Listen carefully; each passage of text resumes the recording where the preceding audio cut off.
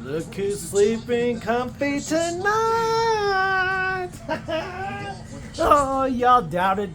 Y'all doubted so much. The Ravens are going to show that they're the tougher team because they're in the AFC. They're the AFC favorites for the Super Bowl. Blah, blah, blah. Well, if it wasn't for the refs, especially on that last drive of the game, we whooped the Ravens. We still whooped the Ravens. But it was nowhere near as close as the scoreboard shows. On that dang long run by Lamar Jackson was just more evidence of it. Did y'all see Milton Williams' jersey being dragged back like 2 feet? That was a blatant hold. And the refs even threw the flag originally and they picked it up. This should have been a hold and a 10-second runoff finishing the game. And then at the end of the first half, when the sack happened, where was that 10-second runoff? Like, what are the refs doing? They hate Philadelphia. And yet we overcame that and beat them down anyways. Beat them much better than the Chiefs beat them, and the Chiefs beat them at home, whereas we beat them in Baltimore. You can't tell me the Philadelphia Eagles aren't the best team in the NFL. Not NFC. I said NFL. Yeah, the Chiefs needed the refs to cheat on the last play of the game to beat the worst team in the NFL, the Raiders. Meanwhile, we just beat arguably the Super Bowl favorites for the AFC in their house and did it handedly. Saquon Barkley gained ball even though he wasn't used nearly as much as he should have been. And Vic Fangio for that amazing defensive performance, which is just unfortunate that they keep screwing up the average points per game with these dumb garbage time drives. Washington did it, and now the Ravens did it, and it's very disrespectful. Both those teams got their butts whooped by us. Know that we're not trying to get hurt. Both teams should be putting their players on the bench to avoid getting hurt. But they want to show disrespect and score garbage time touchdowns to make it look closer than it was, knowing that they had no chance. Which has severely increased the average points per game given up by the Eagles. Vic Fangio is coordinator of the year, by far. He's also comeback coordinator of the year. But I mean, I don't like what I'm seeing right now in Carolina because that's who we're playing next, and they're about to beat the Buccaneers. Which, mind you, they're still without Evans and Godwin, so I guess it's not that big of a sign. But it's just like, the next 4 weeks or 5 weeks is going to be something else in the NFL for the Eagles. It's going to be something else.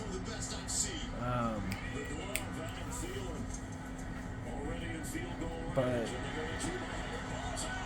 oh wow, somehow the Buccaneers just forced a fumble, so they're taking the win away from the Panthers. That's hilarious. Although the Panthers might come into our house hungrier next week, who knows?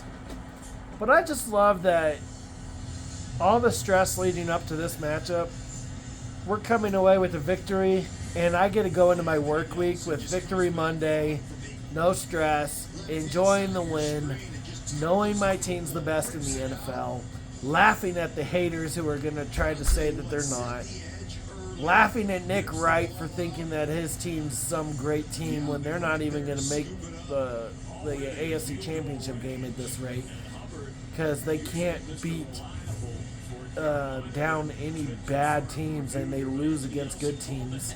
The only one they played recently being Buffalo. They're about to be on the verge of collapse. Meanwhile, the Eagles are about to whoop some tail and go win a Super Bowl. Twice in a decade? The Eagles might win a Super Bowl twice in a decade, attending 3 in said decade. Ooh, the Super Bowl 50s were good for us. It's amazing what Howie Roseman has done with this team. But I love Saquon Barkley. That third quarter was a crime. That was criminal not giving him the ball in the third quarter. That was absolutely criminal. I kept telling my wife, I was like, y'all just won your game, her Rams. Meanwhile, my team keeps diddling around by not handing the ball off to Saquon.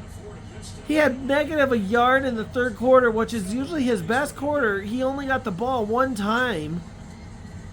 Hand the ball to Saquon, and then they finally do in the fourth quarter and go right down the field and score a touchdown.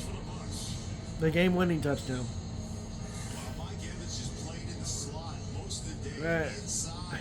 I don't get it. He's basically at 1,500 yards now. And he extended his lead over Derrick Henry for most yards in the NFL while still having one less game played. The Ravens finally go on a bye week, and they're doing it with a loss to the Eagles. I love sending teams to their bye week with a loss. It feels so great. And next week, Saquon gets to have a free shot with no opposing yards whatsoever to just extend his lead tremendously against Derrick Henry for most rush yards. He might go up 200 to 300 yards. Oh man, what a game. What a game, what a game, what a mighty good game. And it's just, it feels so good to have won this game with how the rest of my football weekend went. I lost every single Thanksgiving game, Black Friday game due to refs. Ohio State lost in a... yeah. Embarrassing. And then the Cardinals lose, which was awesome. And then the Rams and Eagles win. My family can be happy. Oh, man. What a finish to a great week. Thanksgiving was awesome. So grateful for my wife. Grateful for my family.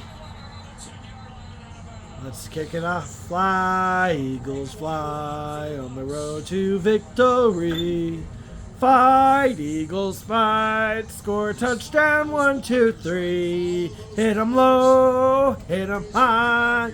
And watch our Eagles fly. Fly, Eagles, fly on the road to victory. E-A-G-L-E-S, Eagles! Thank you so much for watching. And until next week, bye-bye.